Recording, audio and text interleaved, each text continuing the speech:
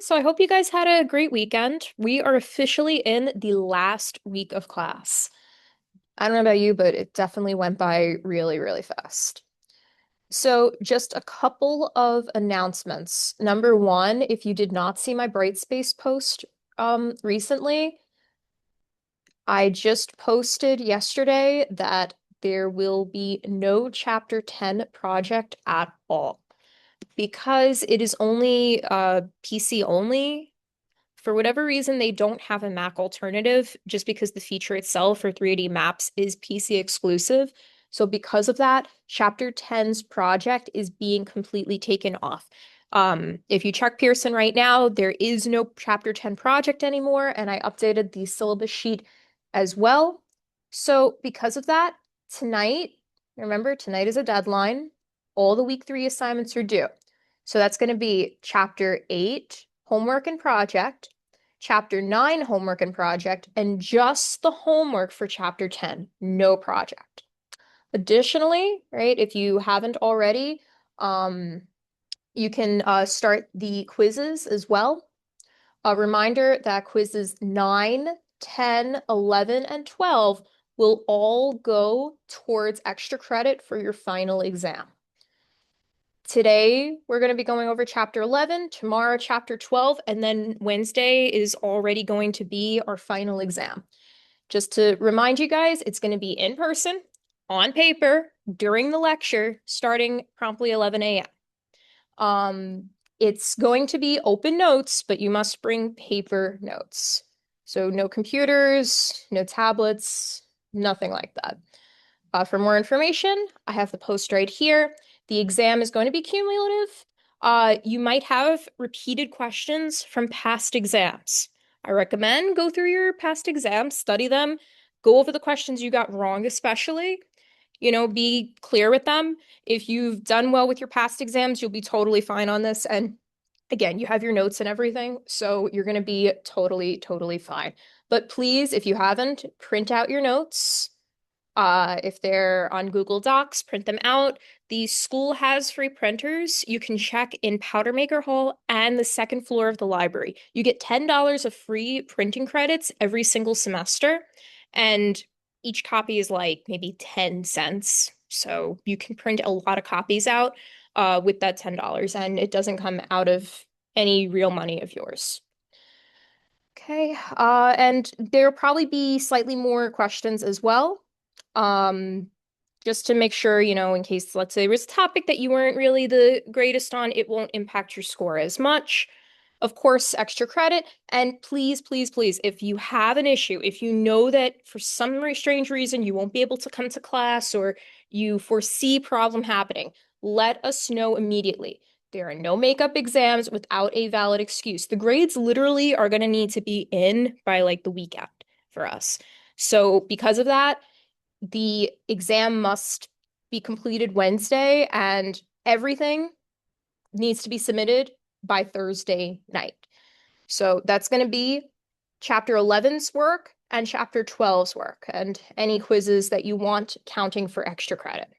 So please, please, please keep track of that. I will not be able to accept any work past Thursday, 11:59. So be mindful of the deadline. Um, yeah, the extra points are supposed to be for prepping for the exam. So at this point, I won't be accepting any for the past exams. Those grades are in, but the final exam, you can do chapters 9 through 12 quizzes. Each of them are worth about a point and a half, and that's going to go to your final exam. So please make sure to complete these preferably before the exam itself. But again, everything is going to be due by that Thursday. Any questions about the exam, deadlines, anything?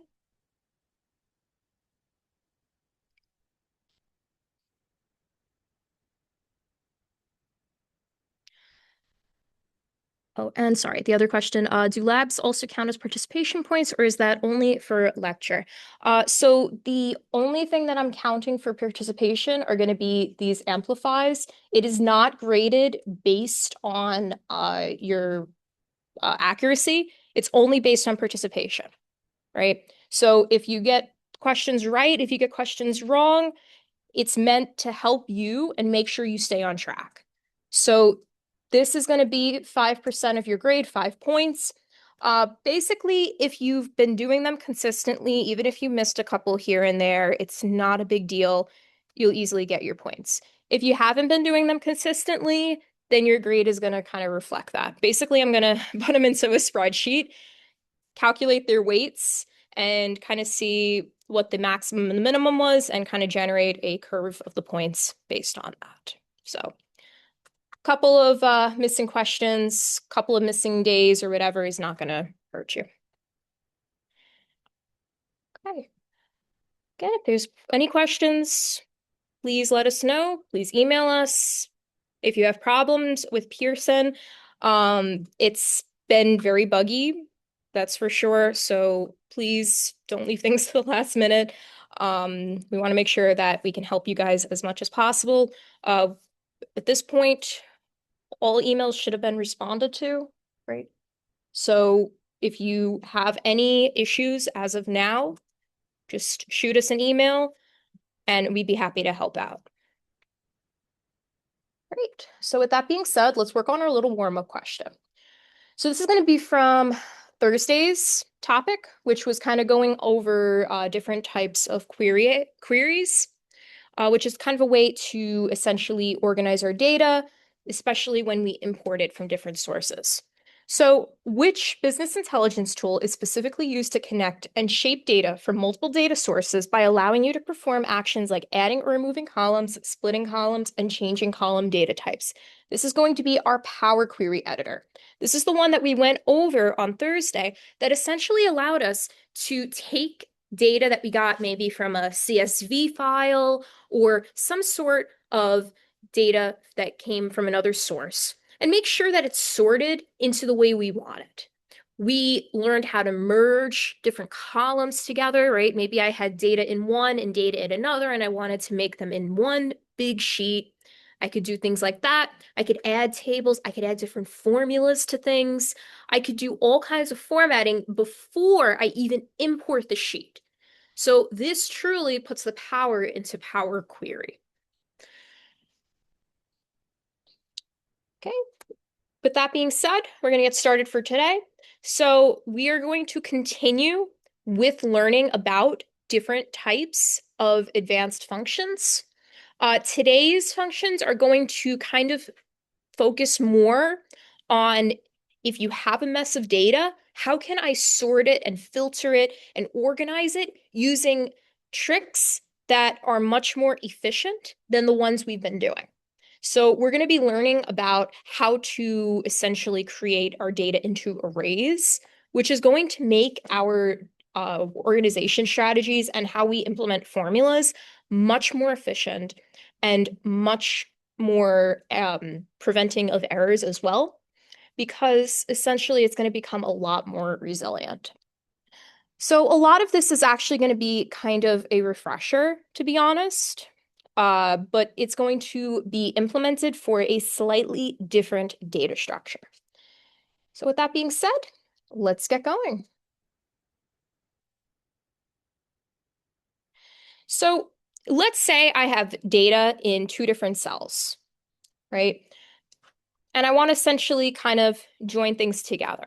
Maybe I want to extract something from one cell or extract something from another cell. Maybe I want to extract the first half of something, the last half of something, something in the middle. I could do that by using the left, right, and middle functions. So just as their name suggests, left is going to be the left number of characters. Right is going to be the right number of characters. And middle is going to be some middle that I define from a start and a stop condition. So if, let's say, I have left A2, comma 3, this is telling me take the first three leftmost characters from the A2 cell, which is this phone number. So that's going to tell me to take 212. Now, if I wanted to get a right function, right, this is going to get me my last digits. I would change this instead of having left A23, this would be right A2, and let's say I want 4, because I want the last 4 digits. So left is taken from the left, right is taken from the right. Pretty self-explanatory. Mid is where it's going to get a little bit more confusing. Just like before, I'm going to take my text as my first parameter, but then I'm going to take a start number and a number of characters parameter. So if I take a start number, let's say I want this 555, right? So I want to start at the 1, 2, 3, 4, 5. This 5 is in the 5th space. How many characters do I want? I want 1, 2, 3. So I'm going to label this as mid, then A2, comma, the starting place is going to be 5, and the number of digits I want is going to be 3. So it's going to become A2, comma, 5, comma, 3. So for left and right, I only need one number parameter just to say how many characters I want. But middle, I have to specify where I'm starting and how many characters I am actually going to. That's going to be the start num and the number of characters, the starting position and the length. So this is quite powerful. We can use this for all different things, right? Phone numbers, pretty intuitive. Maybe I had something like a zip code, or if I had someone's city and state, I want to extract pieces of that, or even their first name and last name. Could do things like that too. But it only really works when I have things that are set in the number of length that they have. For instance, phone numbers, it's always going to be 3, 3, 4, right? Or if we include the hyphens too, right? Those are each characters as well. But if I have something like a person's name, that's going to vary. People's names are not going to all be the same. So instead, I want to use the text before and text after functions. These are going to break text based on a delimiter. We went over delimiters a little bit, right? These were like the comma separated values, tab separated values. It's a character that allows our Excel to break up a big sentence or a big cell, a lot of text, into smaller pieces. So this is absolutely perfect for something like a name. I could do someone's first name, dot their last name, or comma their last name. Whatever I choose to do, right, I can just simply define a delimiter here, and it's all good. I can even, right, I can leave it as that, right? These are the only two mandatory parameters I need. But I can even say, okay, if it's not found, what do you want to do? Right? Maybe I can't find that specific data for some reason, and I don't want to get a nasty error. I don't want to get hashtag value or hashtag error. I can say, if not found, print out a string, name not found, or name not formatted correctly. That's going to tell a user way more information than just an error, especially if they're not very familiar with it. So if we want to take a look at what the text before function looks like, right? Let's say I have someone's city and their state.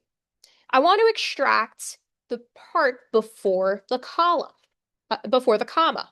That's going to be text before A2, comma, and then in quotation marks, our delimiter. Now, we're not just limited to commas. I could use anything that I want. Maybe I want to use a slash. Maybe I want to use a space. I could do whatever I want, but I just want to make sure I put it in quotes because you want to make sure that you don't mistaken this comma for that comma, right? This comma is separating two different parameters. This comma is your actual delimiter. So again, you could use all different types, but it's going to have the same effect. It's going to extract everything before that comma. Just like text after, everything after. Now there's one other function here too, text split. This is going to allow us to split things a little bit more in depth than just before and after a delimiter. Maybe I have someone's entire address, right? I have the their address, the name of their street, their city, their state, etc. And everything is separated by commas or other delimiters. I could use text split, and this is going to now, instead of just splitting it once, like before and after, this is going to split it into multiple pieces. For instance, I see the full address, it's split into street address, city, state, zip code. Boom, just like that. So if you get someone's address or their name or really anything, right, whatever it is, and it's separated by commas, right, or any type of delimiting character, I can immediately split that and have it formatted super nicely. I don't have to worry about copy, paste, copy, paste. With Excel, we want Excel to do the work for us. Work smarter, not harder. Now, this is great for data that's all structured the same, right? But what if it's not exactly going to be like that, right? We're going to have to learn a different way of dealing with this. Okay, this is how it's essentially converting the text into columns. So these are the delimiter tabs that it has right here. So it'll automatically allow you to do any of these guys, tab, semicolon, comma, space. These are usually the defaults, but I can also do other and do some custom. I was working on a computer science project and I ended up using the pipe character. This is the vertical line looking character that's above the backslash on your keyboard. The reason I use this is because it's not usually found in most writing, and I didn't want to get it mixed up with things. Maybe you're dealing with something that was written in a book and has a lot of tabs and semicolons and commas and spaces, and you need something that's not going to get accidentally mixed up with something else, right? Because if I copy raw data and I just say, oh, separate it with a space, and it's written as text, that means every space, every word is going to be its own column. Well, we don't exactly want that to be formatted like that, right? We want some unique delimiter that separates these guys. For instance, addresses are not going to have commas built in unless it's separating the different fields. Therefore, it's something valid, right? Semicolons can work too. Spaces, no, because look, 222 space, W space, each of these guys would have been split up into their own pieces. So we have to be very mindful of that. Okay. Now, as I said before, right, it's great for when data's formatted in a nice address like that, right? But it's not always nicely formatted like that. What if I have someone's name? Now, maybe someone has a first and a last name, but someone else has a first, middle, and last name. Well, if I just said format it like this, whatever, and format it based on comma separating it, okay. If someone has a middle name, that's going to be 3 columns. If someone has a first and last name only, that's only going to be 2 columns.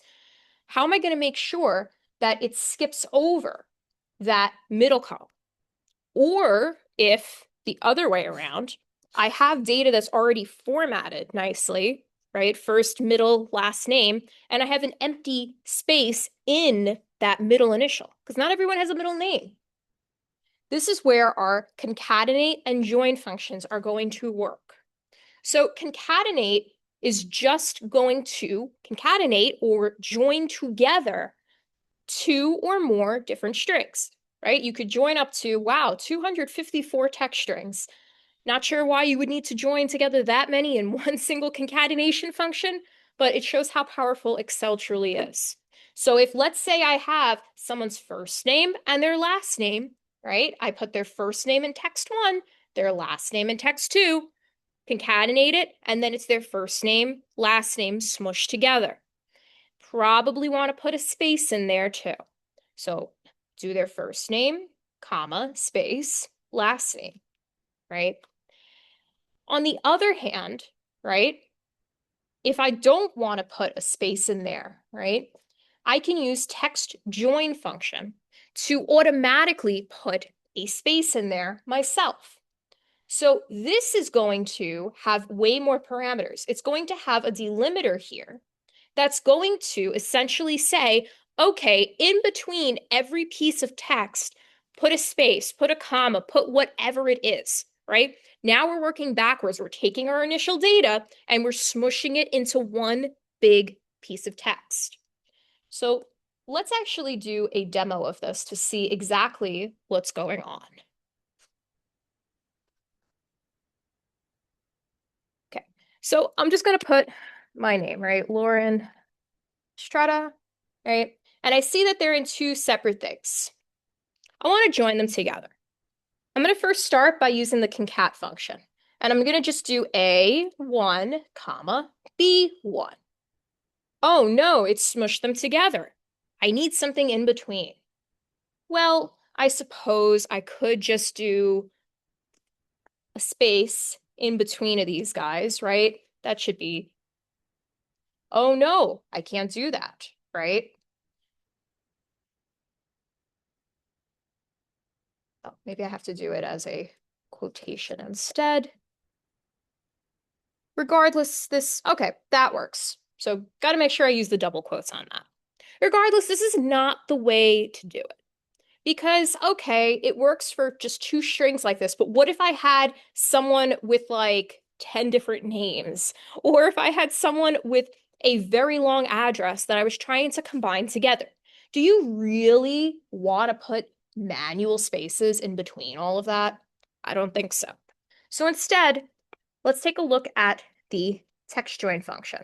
I'm going to start by putting in my delimiter. I'm going to just do a space, right? Keep it simple, straightforward.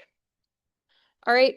So then I can go with I want to go with my text. So I'm going to go with A1, comma, A2. Oh, and I see that I have ignore empty, right?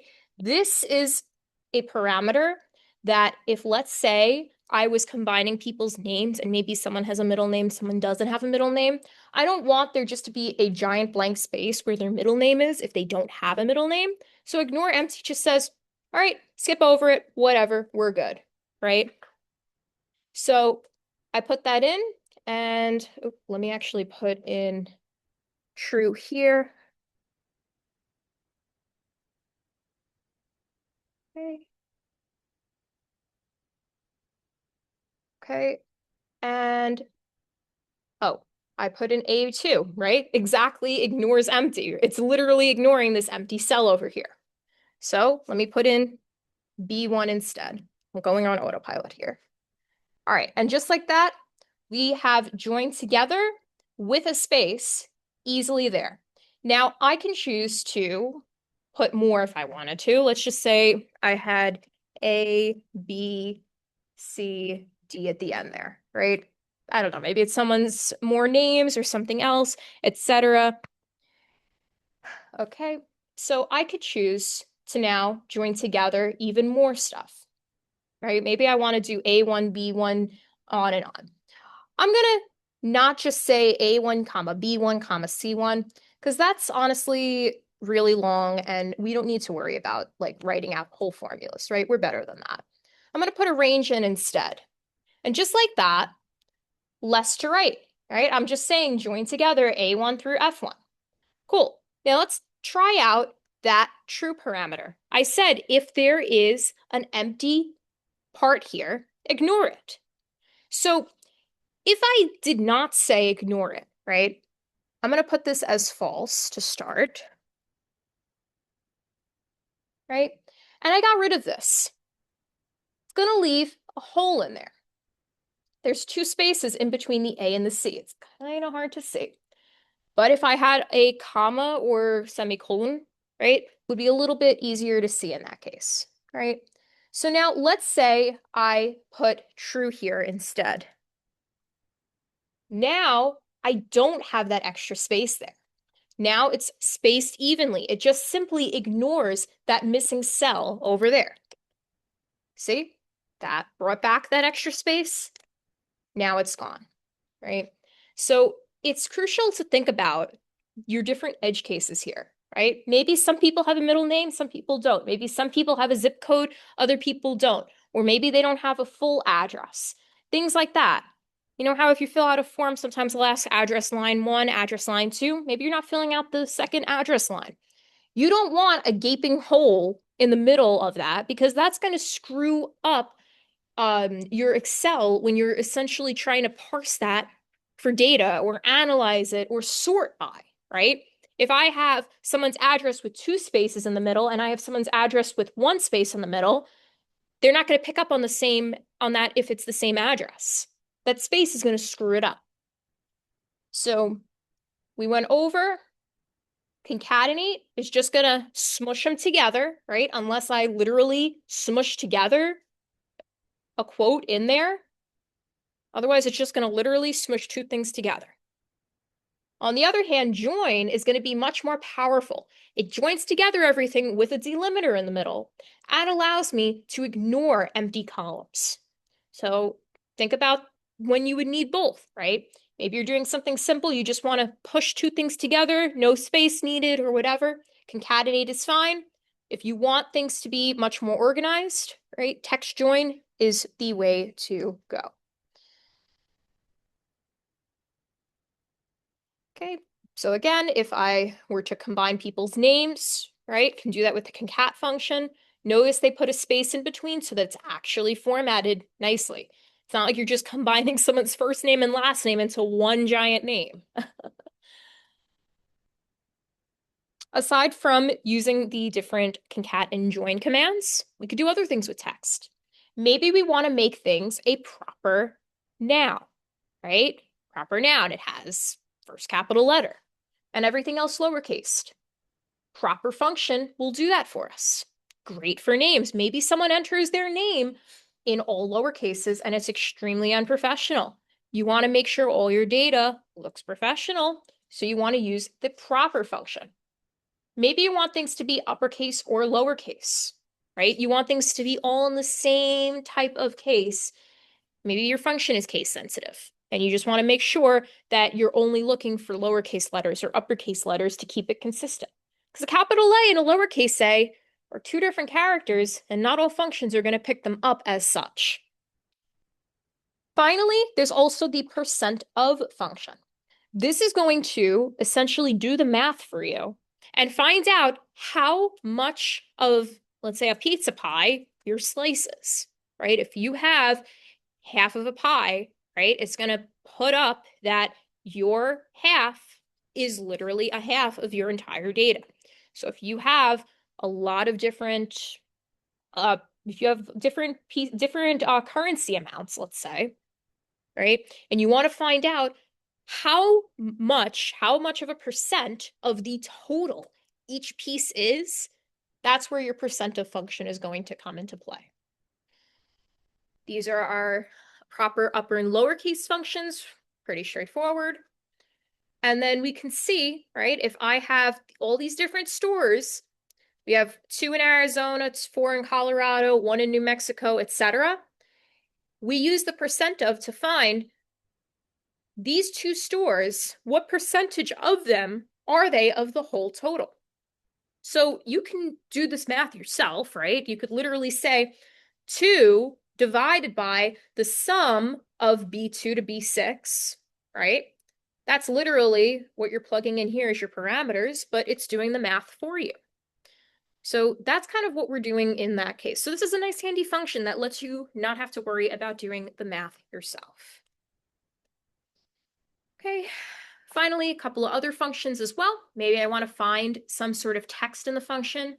Maybe I want to find the length of a function. Maybe I want to put new text into an old text, right? I want to just substitute something. I don't want to delete the entire thing, perhaps. I might only want to substitute part of a text. The substitute function allows me to do that without ruining the entire cell. Maybe I have a function there. I don't want to delete the whole function. I just want to substitute part of it in. And if, let's say, I have a lot of white space, maybe I have too many extra spaces in there. Maybe someone accidentally put an extra space at the end of their name, right? We don't want that in our data. That's going to mess it up. If you have Lauren and Lauren with space, those are 2 different cells. They're not going to be picked up the same. We want to trim things. We want to make sure we format it correctly. Okay, with that being said, let's see, how are we doing?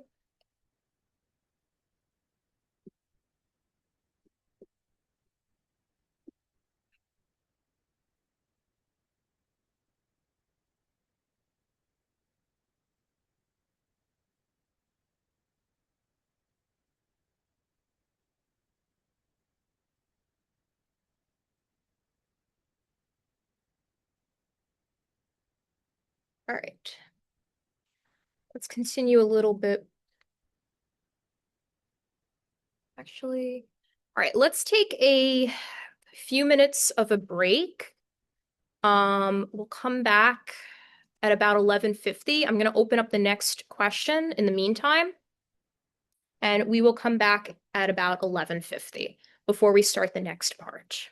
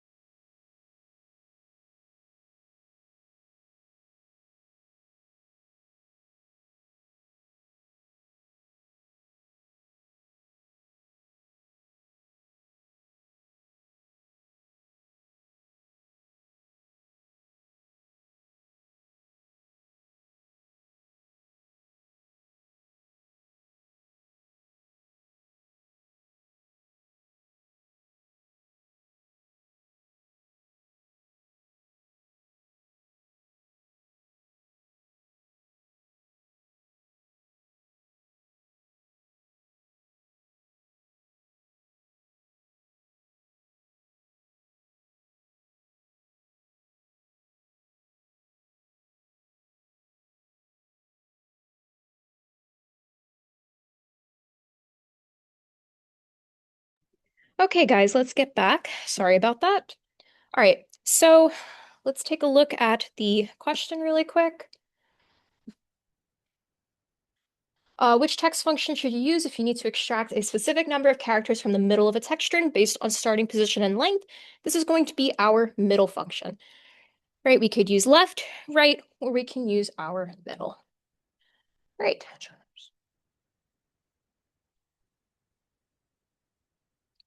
Okay, hold on 1 second.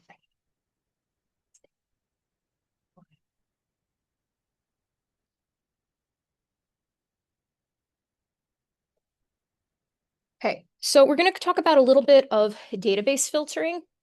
So if, let's say, I have a database here, right, and I want to essentially be able to filter, I could essentially do this by filtering based on a specific criteria.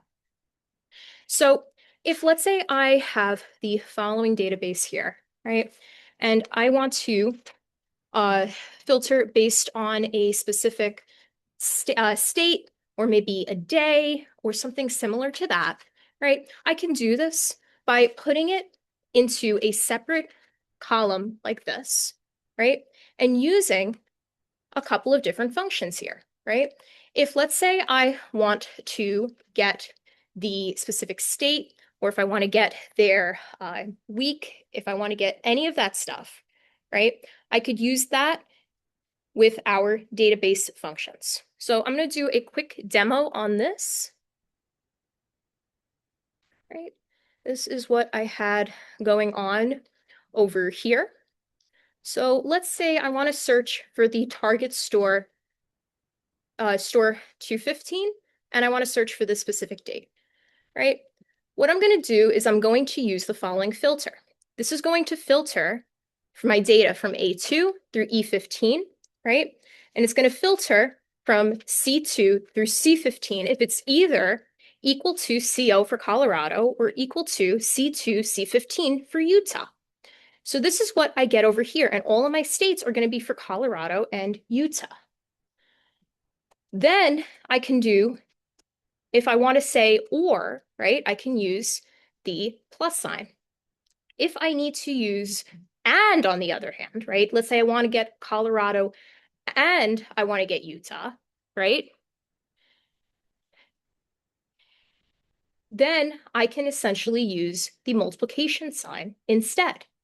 This is going to allow me to essentially get them as an and instead. So instead of getting both Colorado and Utah, now I'm getting just Colorado and just for the specific day. Now we can also structure this, which we'll get to in a moment, as if it is if they're in separate rows, right? Excel is going to treat this as an or statement with the function that we're about to see. If I have this in separate columns, on the other hand, this is and. So just like before, right, our filter function, by using this plus, mimicked Colorado or Utah. And this one, Colorado and 10, 10, 27. Our filter function will mimic that, or we can essentially put them in specific formats like this and use a function that we'll get to in just a moment. But this allows me to only display part of my data in that regard. So we're going to use different functions for this. I could use dsum, daverage, right? So similar to how I had different functions that we're using to get sums, average, counts, etc. I could do the same thing here in that, but I can essentially do that on only the filtered part of my essential database. So if I want to essentially sum up all of the profits from Colorado or all of the profits from Utah, I can do that by using dsum because unlike the normal sum function, I actually have a criteria here. This criteria can be perhaps for a specific state, or maybe it's a specific date, etc. So by combining our filtering function with these sums and averages, I can essentially locate the data and perform a function on it for only the data that I care about. So this allows me to take it one step further. Instead of just calculating a sum of every sale here, I'm going to only do it on the ones that meet the condition given here, right? What is my condition? Well, it's going to be if it's ending the week of 10/3/27, right? So I'm taking my data from A2 to E62, right? I'm taking my condition itself, right? This should actually be J2. And then I'm essentially outputting it here instead. So this now is going to allow me to show that all of the sums for only the things that follow this condition right here. So I can do a variety of functions aside from sums and averages. I can find the max, I can find the min. Again, it's only based on the ones that actually have the filtering condition. If they don't, then they're not going to be included in this function. So rather than sorting my data or having to only assign specific characters, I can essentially do this on exactly the ones that I need. Just like when we were talking about count functions, I could count specific things. I could count anything, right? That's the count A function. I can get specific functions, etc. Okay.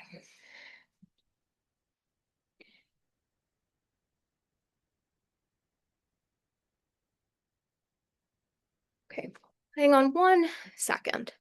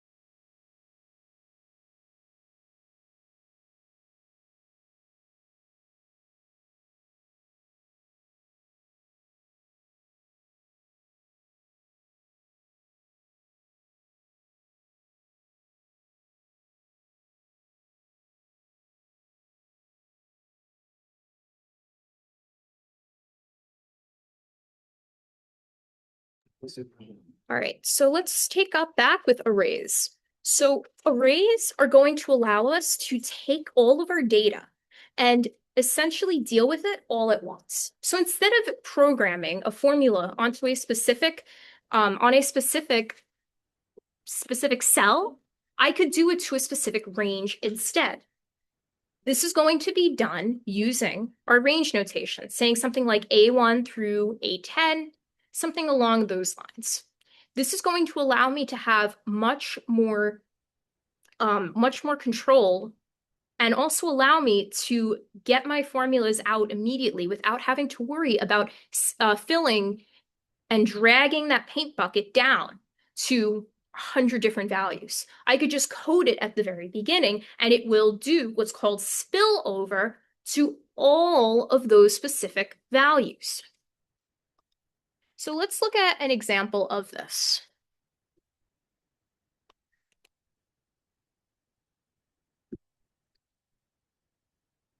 Right? Let's say I have these numbers right over here, right? Oops. I have 1, 2, 3, and 4. And I want to take each of them and multiply them by 10, let's say, right? Instead of saying A2 times 10 and dragging my paint bucket down, right? That works. But if I had like way more data and like 100 different rows, right? Then what I can do instead is specify the range that it's going to apply to over here. This is going to be from A2 through A5. So now if I wanted to, let's say, add A5 over here, right? I can now specify this to A2 through A6, let's say. And it automatically does that. I don't have to worry about dragging and dropping this. If this went on and on and on all the way down, I don't want to have to drag and drop a formula and have it not work correctly. This is going to allow me to get it to work for all of these guys.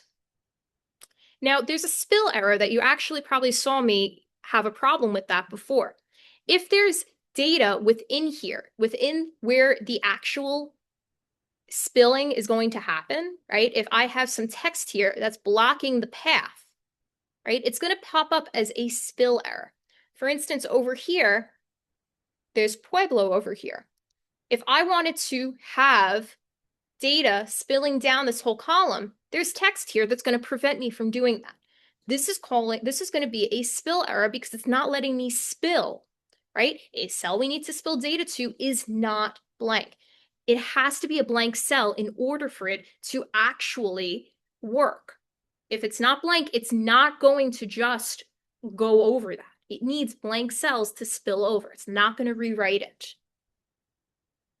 So this is great for having a lot of different formulas, right? Instead of specifying A2 times B2, A3 times B3, etc., I specify it once, and the second I click it, it's going to autofill it. I don't have to drag, I don't have to drop. I enter one single formula, and Excel is automatically going to populate everything else. There's going to be a blue line around the spill range to keep track. You could think of it as like literal water around your spilling zone. Maybe I want to make all of these guys proper nouns, right? I want to make sure that the first letter is capitalized. I can do that by specifying proper and the range itself. Aside from that, right, maybe I want to find if there's any unique functions or if I want to group by a certain category, right? I could do that by using the following two functions. Unique is going to return every unique value. If let's say I had something like this list here, right? I have 1, 1, 1, 2, and 3, right? I'm going to pop up the unique function, and this is going to print out 1, 2, 3, right? I know that 1, 2, 3 are the only values here. Yes, 1 is repeated 3 times, but because I use unique on this range, it's going to only print each one time. So maybe people filled out one of your forms multiple times and you want to correct that. You can use unique to ensure that each unique name is only counted once. Likewise, if I wanted to use the group by function, right, this is going to not just get a distinct list, this is going to group the existing lists by some sort of filter. So if I want to group them by state, for instance, I could use the unique function, right, and get only one unique entry, or I could use the group by function and get the total sales for each state individually. So it's like I'm putting the sum function on each state individually. So I sum up all of Arizona. I sum up all of Colorado. Maybe I want to find the average instead. So by grouping, I get one value and I combine all of the other values that correspond to all of Arizona, all of Colorado, etc., etc., etc. Right? So both of these guys are only going to get you one instance of, let's say, Arizona, one instance of Colorado, etc. But they are going to do two different things. Unique is going to just output everything once. Group by, on the other hand, is going to take all of the entries that have that value and do some function to them. So group by is going to be a much more advanced version of the unique function. But both of these guys make things way easier. Otherwise, I'd have to essentially filter everything out, right? Sort everything, find the range that I want to sum it up manually. We don't have time for that. We want to essentially do it based on the functions we do have. Maybe I want to, instead of outputting new data, right? Because this is completely new, right? This is extracted from this other table. Maybe I want to just take this data and sort by it. Now, I could just use my normal filters, my normal sorting functions, right? But these are meant for arrays, right? That consecutive, contiguous data that we are dealing with. I could use sort or sort by, right? These guys are going to create either just a normal sorted array, right? Or if I'm dealing with more than one column, sort by allows me to be much more precise. Maybe I'm sorting by the state and the city, right? I want to specify that. So I'm going to have two different parameters for that, right? These guys are going to take all of that data, right? It's all of the original data that's going to be created into a new array. Filtering, we know, is only going to filter only the stuff that works for the criteria. So if I want to only print out, let's say, stuff that is from a certain state, right? It gets rid of all the other data and only keeps that. Sort is going to keep all that data, but it's just going to sort it, organize it into bins based on that specific data, maybe based on states. Let's say I'm sorting, right? I'm sorting by, what am I sorting by? Column 3, 1, 2, 3. Sorting by state. This is going to now keep all my original data, but organize it based on the states. So all of Arizona, Colorado, Nevada, Utah, blah, blah, blah. I could also nest that function itself, right? Maybe I want to sort by the state and then sort by the city. There's two instances of sorting here. Now, this is not the most efficient way of doing it, right? The sort function by itself is best for one criteria, just state, just city, etc. Filtering by sort by, on the other hand, which I don't think there's an example, but sort by is essentially as if I had two nested sort functions together. So I could essentially, instead of just saying sort by one thing, I could sort by this state and city as well. So this is going to allow me to be much more organized with this without needing to do a nested function like that. Now, filtering, notice how much smaller this is compared to this. Sorting is all the data, filtering is only a piece. This is only going to be the stuff that contains Colorado. And we know we can filter based on and or conditions as well. Maybe I'm filtering with multiple conditions. I can either use the plus sign for or I can use the multiplication star sign for and, right? That's what we had in our example earlier today. I filtered and I used the or condition, the plus sign, to say Colorado or Utah. That mimics the idea of just separating them into a row and a row. Here I said multiplication or star, that's and. It's saying Colorado and the date is 10/10/27, right? So this is going to allow me to filter. So it's taking from this big data set only a subset of that.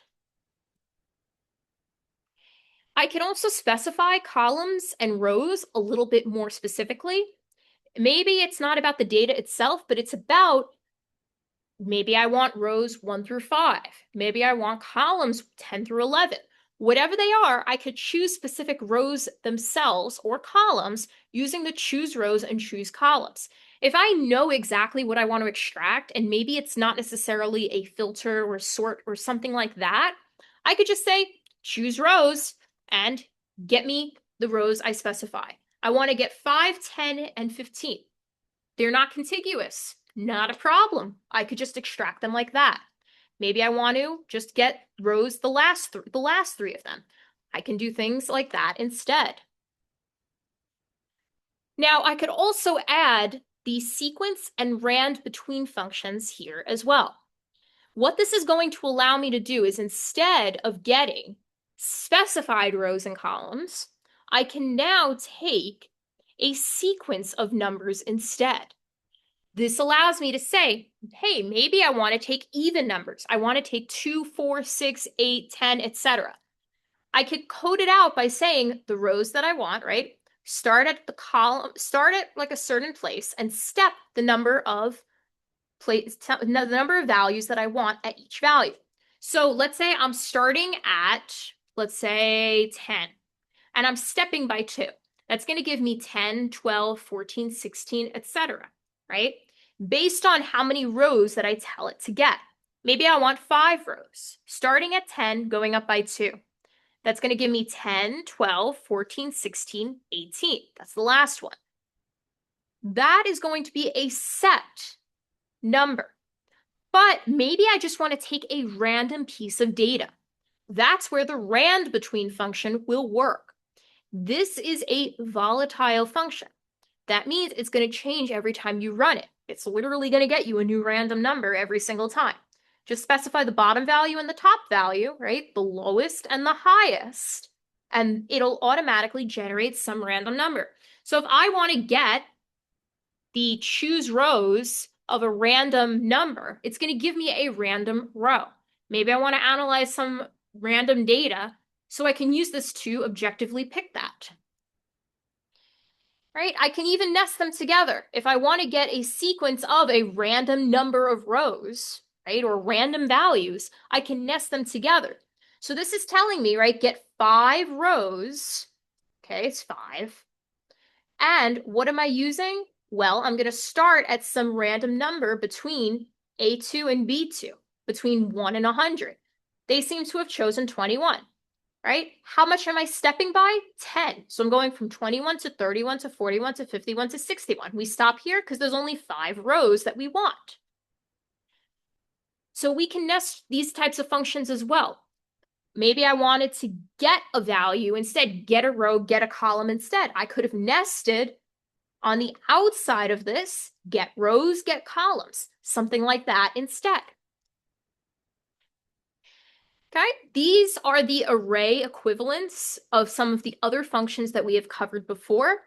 If I had the kth largest value, kth smallest value, where k is just some number, right? Maybe I don't want the max or the min. I want to get the second largest, the third smallest, etc.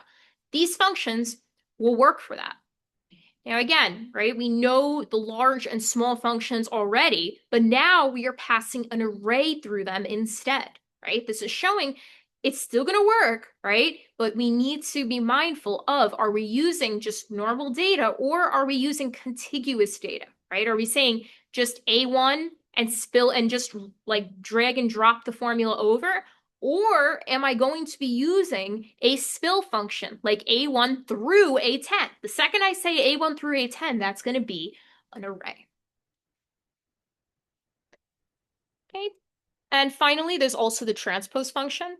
Let's say if I needed to switch around the rows and columns, right? We know we can do this when we copy and paste data, but maybe I have an existing array and I want to switch the rows and the columns. The transpose function will allow me to do that.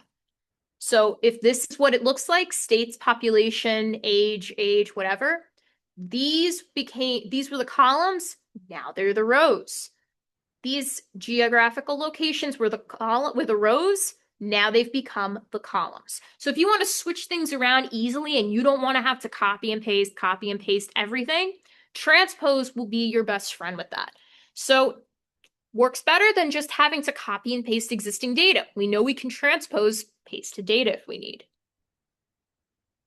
Okay, this is going to be a bit of a blast from the past, X match, right? It's very similar to V and H lookup. However, it's going to work a little bit different in the sense that we're going to try to find at least the exact value, or at least the closest. Remember, V and H lookup, we're finding a range of values. We used at that time when we were looking for match the student's numerical score to an alphabetical score. If it was between an 80 and a 90, it was a B. If it was a 90 and up, it was an A, right? That's what we were doing. We were analyzing ranges. This, on the other hand, is going to be trying to find the exact values themselves. It's matching, right? We're not just we're not looking up proper English. We're not looking up specific ranges. We're matching specific values. That's what we're doing over here. Now, this X match itself, right, is going to return not a value, but it's going to return an index, a relative position. So it might give you A2, B3, some value like that. What if you want to extract what is inside of that value? Then you're going to need the index function. This is going to return the value itself. So if this X match said, oh, I found your results at A1, okay, tell me what A1 is. Pass it through the index function, and I see what that is.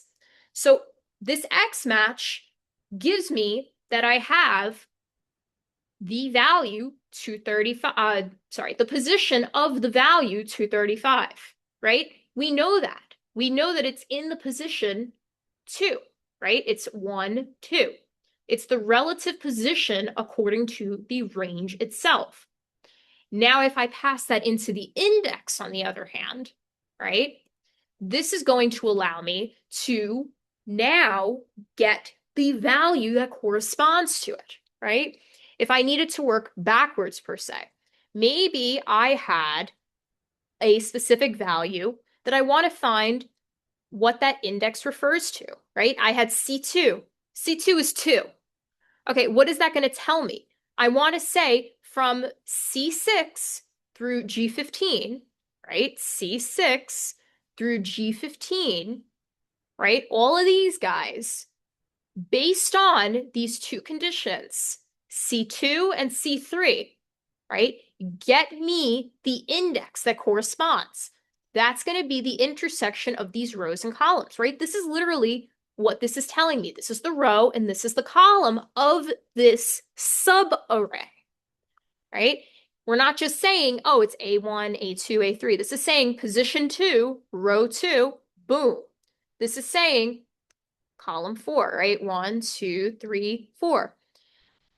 We're saying get what's at this intersection over here and output that value that comes from there. So these two functions will often work in tandem with each other, right? Xmatch is just giving you a position. Index will actually make sense of that position and get you an actual value, right? Maybe you just want the position number. Maybe you want the actual value. You could use them apart. You could use them separate. There's all kinds of applications for them. Okay, let's say I had that value itself, right? If I want to get the address of it, the cell address based on position, a row number and column number, I could use the address function, or if I just want the row or the column, all of these are ways to make sense of these positions, right? These are the numbers that you're passing in to these functions, right? Because arrays themselves are just these sub arrays, these sub data structures here. These contiguous values, C6 through G15, that's the array that I'm dealing with. So sometimes I might not have the actual address itself or the actual row itself. I have a position. I have 2. Okay, well, I need to know, okay, what actual address does row 2 compare to? That's telling me it's A7, right? This 235 is coming from A7. Okay. And then finally, right, if I want to essentially go one step further, right, with arrays, the whole thing is we want our data to be very resilient for errors and changes. Now, I know that if I said something like, this cell is going to be set equal to A1, right, that's hard coding the A1 value into that cell. What happens if I shift that up a row? Now, Excel detects that there was a shift and is going to change my reference from A1 to now A2, right? That also got shifted. Indirect is going to actually hard code whatever is in that A1 cell, right? So that text in A1 is now linked to the cell. Even if A1 moves somewhere else, that text stays there. So this is very important for when you have specific values that you don't want to change when you're dealing with things like a spill function, right? Maybe I don't want to end up having my values changing. Using indirect will allow me to do that. So very similar to when we were using the dollar signs, right, to have absolute cell references. But instead of just locking that specific cell, right, we're locking the data itself in between. So if I lock on whatever text is for A1, that text is locked to this cell itself. Okay, and maybe as another function, right, maybe you have some text, you have like a formula in a sense that you don't want to actually run as a formula.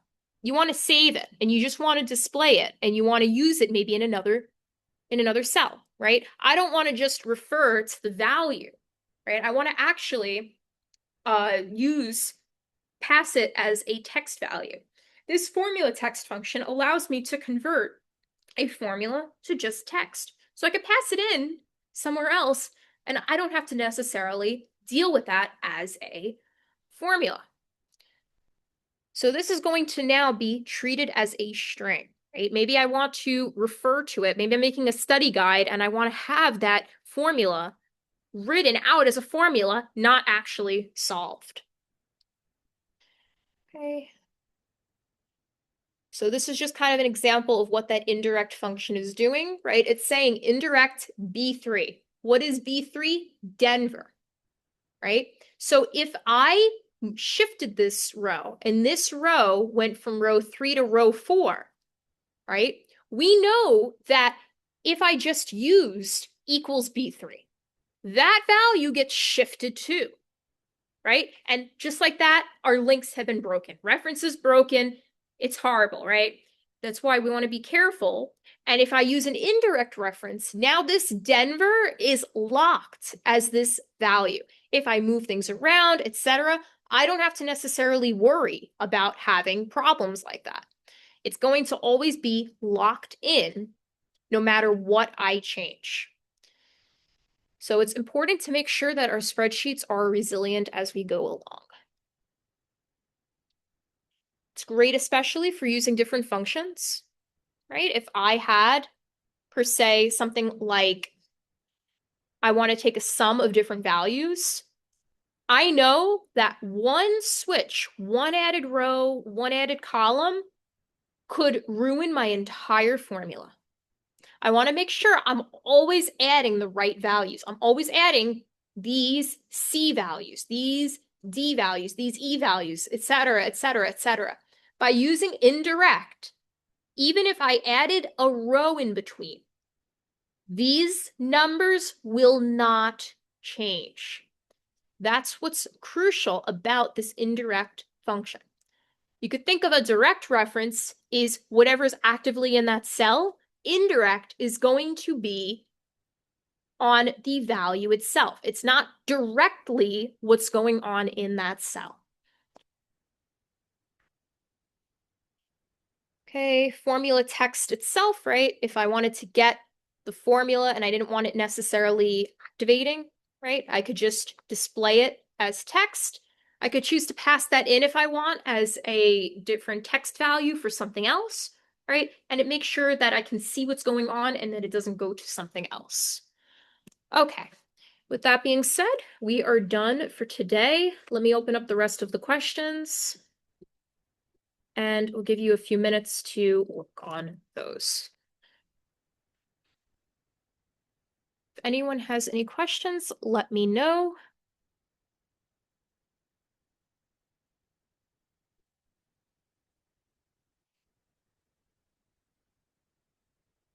Tomorrow, I'm hoping that with your lab, you will have more time to do a review. Um, Tomorrow's lesson is not going to be terribly long, since it's just going to be kind of like combining a couple of things that we've gone over at this point. So if you have questions that you want to go over as well, if we have time tomorrow, I'll be happy to go over those as well. Otherwise, we got just tomorrow's lecture to go, which is crazy to think about. And then you'll literally have everything that you need for the exam. For obvious reasons, just like before, I won't be asking you guys crazy questions about the stuff that you're learning tomorrow because that's unfair to you guys. You know, you're going to be tested on it the next day. So it'll be fair. It'll be very similar questions to the ones that you've dealt with before. Um, but yeah, pretty straightforward. So just let me know if you have any questions. Go ahead and do the amplify, and then we'll wrap up.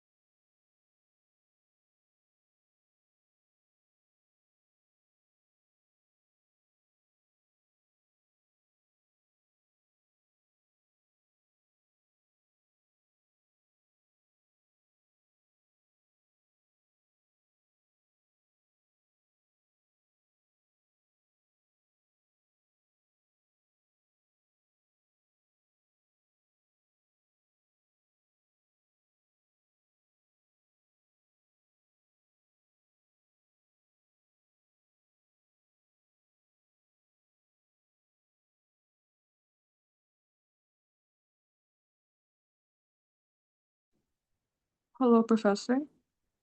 Ah, yes. Hi, I had the same question as Sabrina, but I couldn't hear you when you were speaking.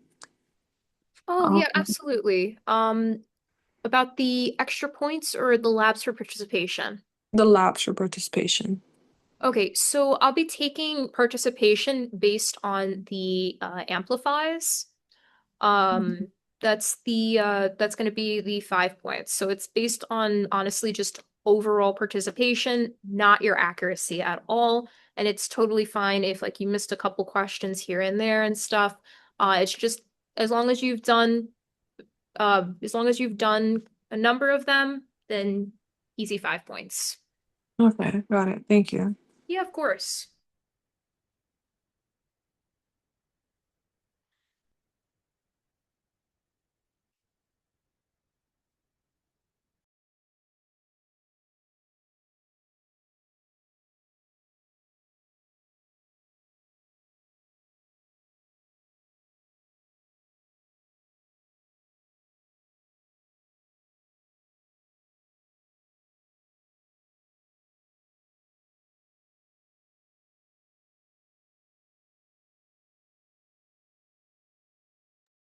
All right, with that being said, let's go over some of the questions. So over here, Excel is throwing a spill error when we're trying to do an array function, right? So we can see the whole problem is this high value is in the path of this spill, right? The spill is supposed to spill all throughout this part here, right? If it was only these two values, we would have been fine. But because this high is not a blank text, right? There's obviously a high there. It's not able to spill over, which is why we got this error going on here.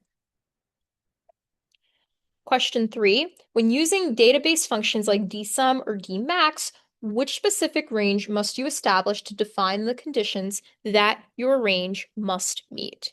Right? This is going to be our criteria range, right? The conditions, aka criteria, is going to say sum only the stuff that follows that, right? The output range is going to be the results themselves. But when we're talking about what we want to take the sum of, what we want to take the max of, what we want to do the average of, whatever it is, we want the criteria itself. Okay, so we're going to be using a lookup function to find the relative position of cherry in our data set. So we know that this is the part that we're checking, right? From A2 to A5. Now we know that cherry is going to now be in the 1, 2, 3 position in that subarray, right? This is an empty cell. We're not checking this. Therefore, the indexing is in relation to the array itself. It's going to be 1, 2, 3, and date is going to be 4. So cherry is going to be in the 3rd position.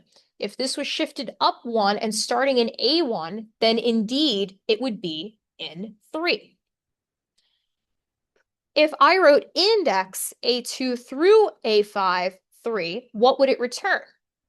Well, let's take a look. We have 1, 2, 3. That's going to give us back our cherry. So if I wanted to get the actual value from an index function, right?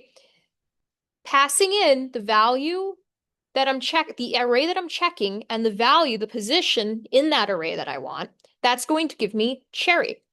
Let's say I wanted to get banana. I'm still checking the same array, but this time instead of the 3rd position, I'm checking the 2nd position. For apple, it would be the 1st position. For date, it would be the 4th position. So the labeling, the numbering, the positions are in relation to the array itself, not necessarily what our actual rows themselves are. Okay, and finally, which array function takes your data set and flips it so the original columns become rows and the rows become columns? This is our good friend, the transpose function. All right, with that being said, we're done for today. If anyone has any questions, please let me know. Otherwise, I hope you have a really great day.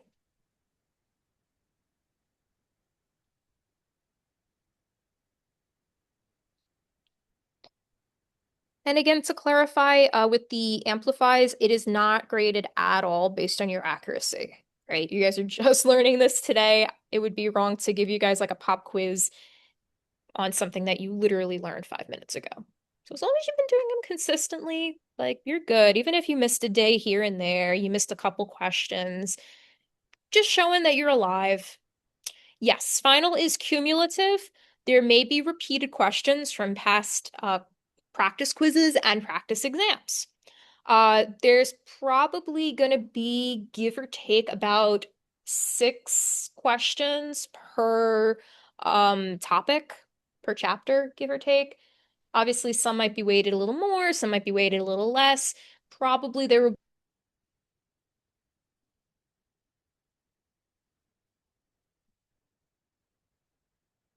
be 9 through 12, right? That's the next group of chapters. I'll be posting a review sheet later on and just kind of general knowledge. It'll be only multiple choice though, because every other type of question has been giving us issues. We love Pearson. You should be able to go back to the Amplify. The links are set that they once you log in, they stay within your account. So as long as you log in with the same account, you should be able to access them. If you don't, let me know, and I'll see if there's another way to transmit that. But great ways to study. Go through the Amplify questions. Go through the um, go through the practice quizzes, right? The quizzes should be kept open, right? They should be, I believe. If they're not, let me know. Um, Practice quizzes, your past exams. I guarantee there will be repeated questions from the past exams and the practice quizzes. Um, I recommend especially go over the topics that you got wrong. And if you have specific questions, like if you're not really sure on something, maybe the answer is not making full sense, bring it to us. Either bring it up in lab, either tomorrow or Wednesday, or bring it up in lecture tomorrow, and we'll go through it. Or email us, whatever works for you. We want to make sure that you understand what's going on and that you're all good.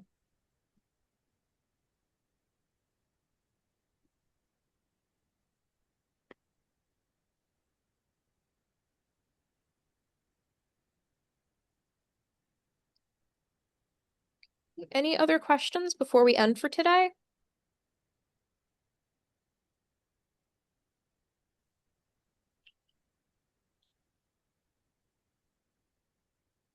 All right, have a good day.